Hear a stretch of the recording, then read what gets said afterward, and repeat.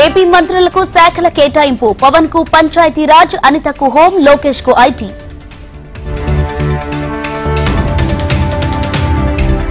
AP TDP అధ్యక్షుడిగా పల్లా శ్రీనివాసరావు. ఉమ్మడి విశాఖ జిల్లాకు ప్రాధాన్యం కల్పించారని టాక్.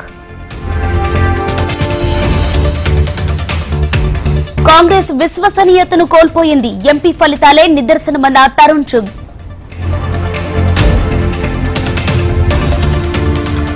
కాంగ్రెస్ హామీలు అమలు చేయటం లేదు. ఏ స్కామ్ జరిగినా విచారణ జరుపుతామన్న మహేశ్వర్ రెడ్డి.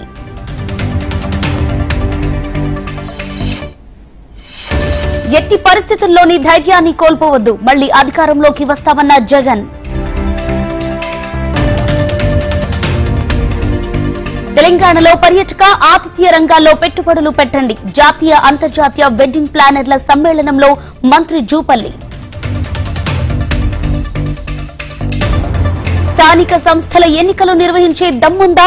ఫోన్ ట్యాపింగ్ చర్యలు ఎందుకు తీసుకోవటం లేదన్న రఘునందన్. కాళేశ్వరంపై కొనసాగుతున్న జస్టిస్ పీసీ ఘోష్ కమిషన్ విచారణ. రిపోర్టును కమిషన్ కు సమర్పించాలని ఆదేశం.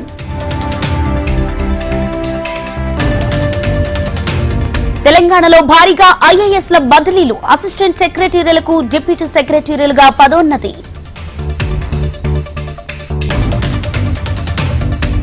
తెలుగు పుస్తకాల్లో తప్పిదాలపై రేవంత్ రెడ్డి సీరియస్.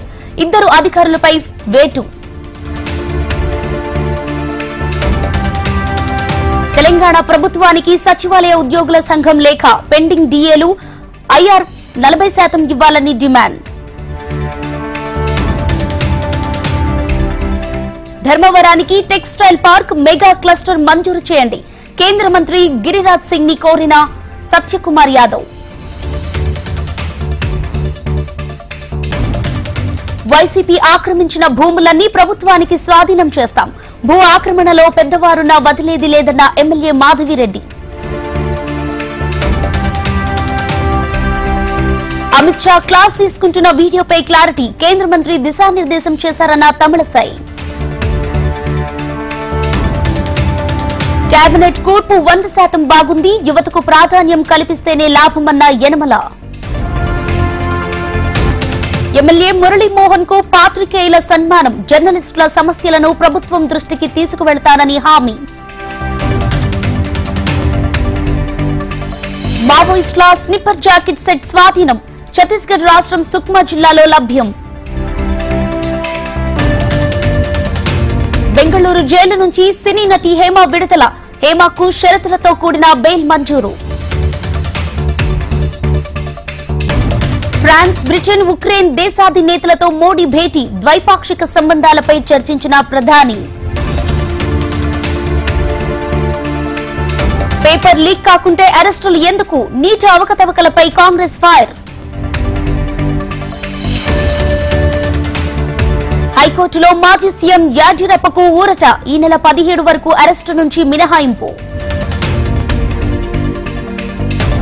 కేజ్రీవాల్ బెయిల్ పిటిషన్పై విచారణ వాయిదా. 19న ముగియనున్న జ్యుడిషియల్ కస్టడీ.